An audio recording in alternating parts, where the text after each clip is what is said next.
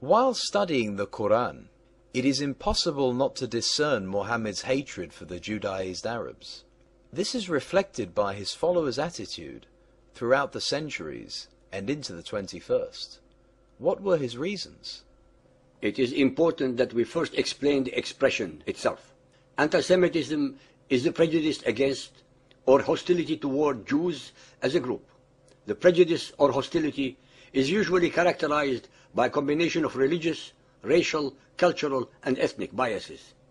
While the term's etymology might suggest that anti-Semitism is directed against all Semitic peoples, this is totally incorrect. The word was coined in Europe specifically against the Jews, who were the only non-European group.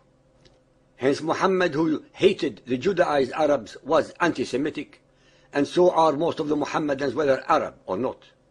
As we explained in our chapter 6a and b about Muhammad's two periods of concocting his Quran, while in Mecca his verses reflected great respect and admiration for the Jews, whom he invariably called the people of the book. The book being the Hebrew Bible, since the Gospel spoke of the sonship and or divinity of Jesus, hence representing kufr.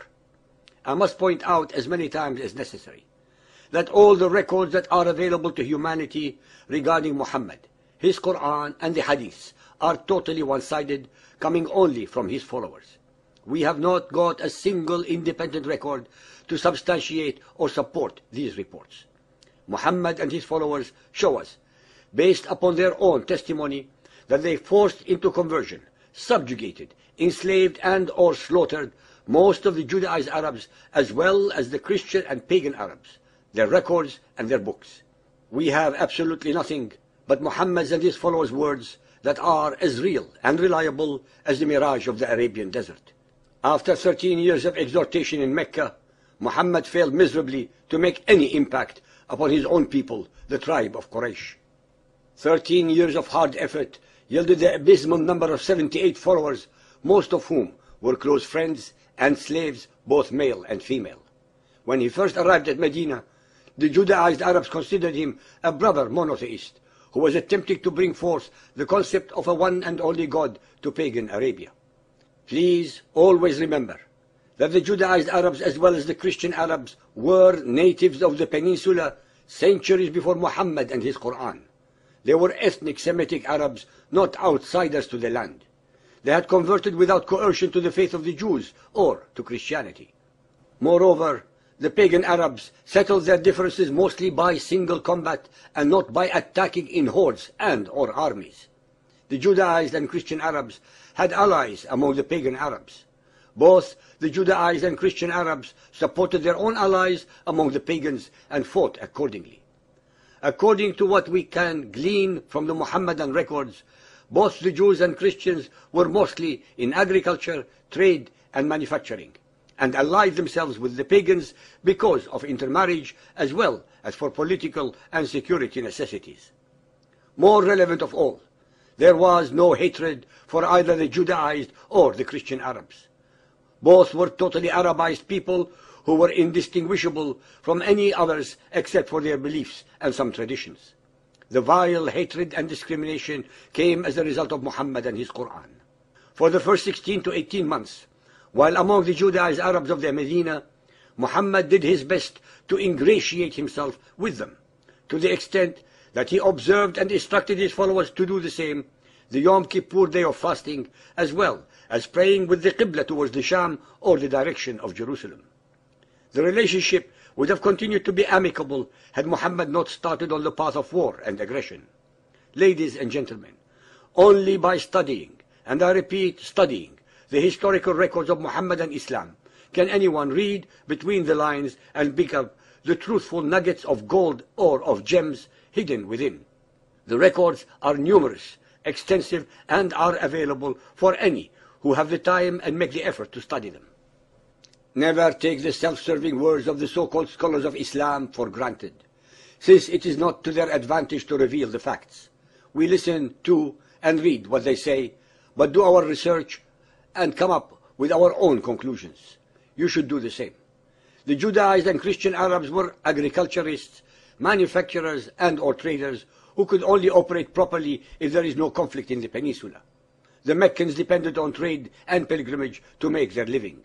That is exactly why they had the very definite rules for the conduct of war or conflict that were rarely, if ever, violated by the pagans, the majority of the Arabs. Muhammad, on the other hand, formed the first organized crime syndicate in Arabia, with Medina as its base and the caravans of the Arabs, their villages and herds as their target. This was against the required stability of the peninsula for trade and commerce.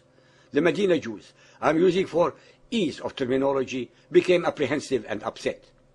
Muhammad and his followers became the consummate pirates of the desert, ambushing, pillaging, slaughtering and enslaving any and all those pagans they could, even breaking the forbidden months prohibitions. To add insult to injury, Muhammad wanted the Jews to believe in him as the last prophet of Allah and to follow his belief system. This was the last straw, since he and his Quran were not offering anything new or relevant to add to their extensive religious beliefs.